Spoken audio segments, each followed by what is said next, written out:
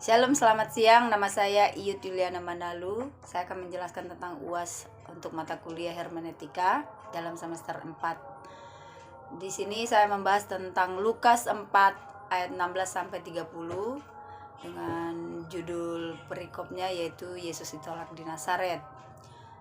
Saya mendapatkan konsep umumnya adalah penolakan awal yang dihadapi Yesus dalam pelayanannya, khususnya di kampung halamannya sendiri. Dalam pasal ini adalah termasuk genre narasi Injil. Saya sudah mengobservasi, hasil observasi saya yang saya dapatkan adalah literalnya. Ini saya dapatkan ada kata Sabat. Sabat itu adalah hari raya yang dilakukan oleh orang-orang Yahudi pada saat bangsa Israel melakukan kegiatan agama, yaitu untuk melakukan perayaan atau pemujian kepada Tuhan, dan itu masuk dalam bait suci atau ke dalam rumah ibadat sesuai dengan kebiasaan orang-orang Yahudi pada saat itu. Secara literal ayat 18 sampai 19 saya mendapatkan bahwa tentang kata Mesias, yaitu Roh Tuhan ada atasku, mengurapi, menunjukkan bahwa Ia adalah Mesias.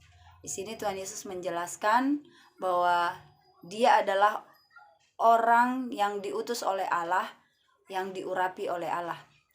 Dalam ayat 20 sampai 21 yaitu kata nubuat. Nubuat ini yang saya dapatkan bahwa pada hari ini genaplah firman ini di hadapan kamu. Yesus mengumumkan bahwa nubuat yang baru saja dibacanya pada saat membuka gulungan kitab di dalam rumah ibadat tersebut dibacanya dan sudah terpenuhi. Dan ayat 22 sampai 27 keterkaitannya saya dapatkan yaitu tentang anak Yusuf. Orang-orang Yahudi, orang-orang Nazaret menyatakan bahwa semua orang memberikan kesaksian kepada Yesus, dan terkesan dengan perkataan yang keluar dari mulutnya, mereka mengenali Yesus sebagai anak Yusuf. Dan Yesus memberi penegasan bahwa seorang nabi tidak selalu diterima di tempat asalnya, dan ia mengingatkan kebutuhan iman mereka bahwa orang-orang Yahudi menolak dengan latar belakang yang sudah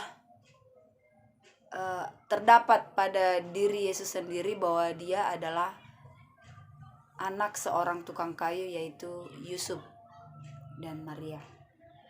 Nah, dalam ayat 28 sampai 30 yaitu menjelaskan tentang reaksi marah.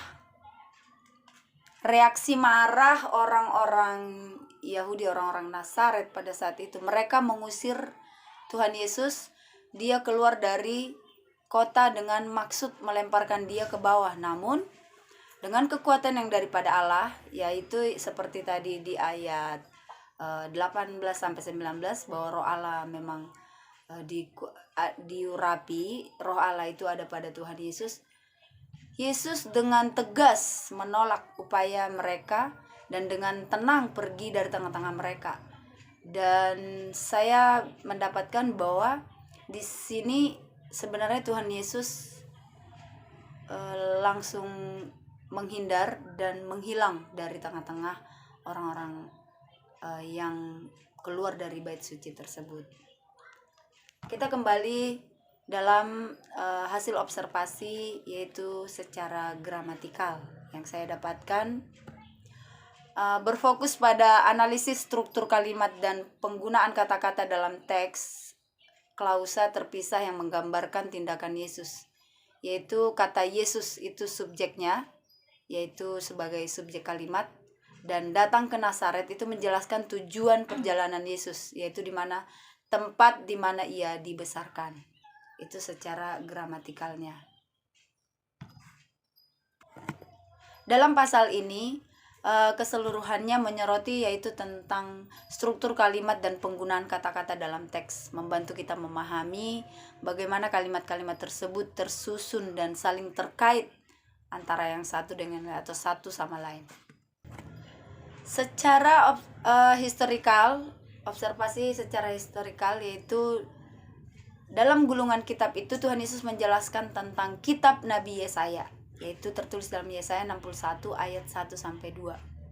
Yang saya dapatkan juga tentang sinagog. Sinagog ini adalah tempat rumah ibadat atau tempat di mana orang-orang Israel, orang-orang Yahudi mempelajari tentang Taurat, mempelajari Taurat Tuhan. Yang ketiga, Mesias. Mesias ini yaitu sesuai dengan pemenuhan nubuat-nubuat perjanjian lama dalam diri Yesus sendiri. Nazaret adalah suatu kota kecil di Galilea yang menjadi tempat Yesus dibesarkan. Nah, ini adalah hasil observasi secara historikal yang saya dapatkan.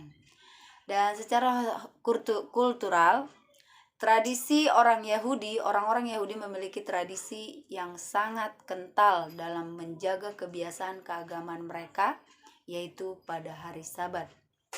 Dan pada hari Sabat, hari raya keagamaan yang sangat sakral ini, mereka tidak boleh melakukan apapun pekerjaan.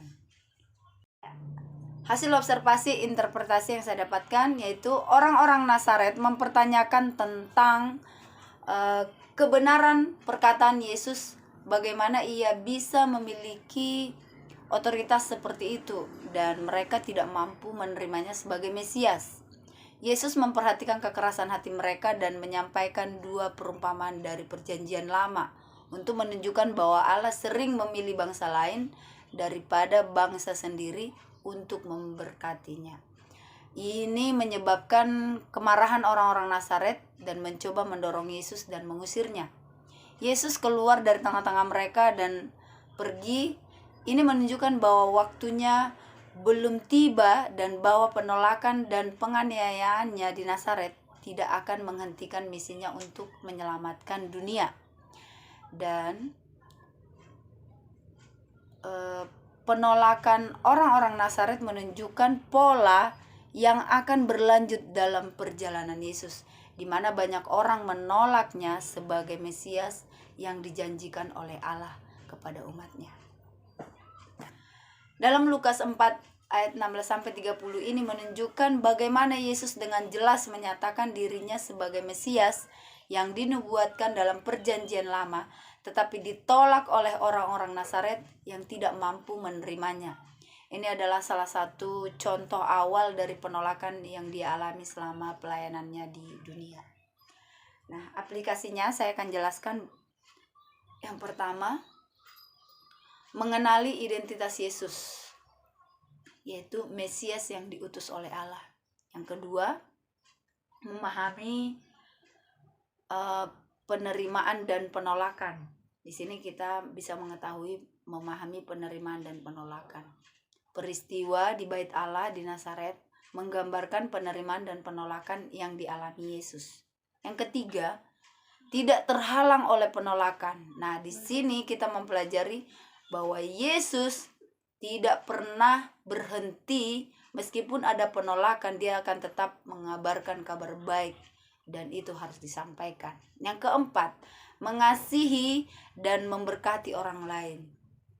Yesus mengutip perkataan Yesaya di sini yang menyatakan bahwa dia diutus untuk memberitakan kabar baik kepada orang-orang miskin, orang-orang yang mempunyai masalah, yang dalam tekanan, yang dalam tawanan, mereka akan dibebaskan. Yang terakhir, yang kelima adalah mengandalkan kuasa Allah. Yesus keluar dengan selamat dari situasi yang berbahaya di Nazaret. Itu semua karena karya Allah, karena kuasa Allah. Dan itu menunjukkan bahwa dia adalah orang yang diurapi oleh Allah dan Mesias pilihan Allah. Demikian yang bisa saya jelaskan tentang Lukas 4 ayat 16-30. Terima kasih atas perhatiannya. Tuhan Yesus memberkati.